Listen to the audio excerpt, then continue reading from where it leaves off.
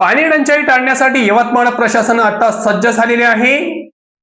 उन्हाळ्याच्या पार्श्वभूमीवर जिल्ह्यात संभाव्य पाणी टंचाई उद्भवू नये यासाठी प्रशासनाने तयारी राहून नियोजन करण्याचे निर्देश जिल्हाधिकारी विकास मीना यांनी संबंधित अधिकाऱ्यांना दिले. जिल्हाधिकारी कार्यालयात झालेल्या बैठकीत जिल्हाधिकाऱ्यांनी जिल्ह्यातील पाणी पुरवठा व्यवस्थेचा सविस्तर आढावा घेतला. या बैठकीला जिल्हा परिषदेचे मुख्य कार्यकारी अधिकारी मंदार पत्की, विविध विभागाचे कार्यकारी अभियंता, उपविभागीय अधिकारी, तहसीलदार, गटविकास अधिकारी तसेच नगरपालिकांचे मुख्याधिकारी व वरिष्ठ अधिकारी उपस्थित होते.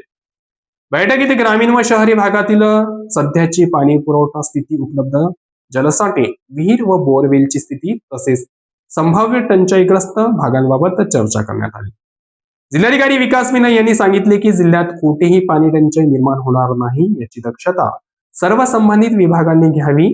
ज्या भागामध्ये जलस्रोत कमी होत आहेत किंवा उन्हाळ्यात पाणी टंचाई निर्माण होण्याची शक्यता आहे त्या ठिकाणी आगाऊ नियोजन करून पर्यायी व्यवस्था तयार ठेवावी. पाणी पुरवठा योजनांची नियमित पाहणी करून कोणतीही अडचण उद्भवल्यास ती तातडीने दूर करण्याचे निर्देशही त्यांनी दिले. तसेच नागरिकांना सुरळीत पाणी पुरवठा मिळेल याची खबरदारी घ्यावी. आवश्यकतेनुसार ट्रॅक्टरद्वारे पाणी पुरवठा करण्याची तयारी ठेवावी असे त्यांनी अधिकाऱ्यांना सांगितले.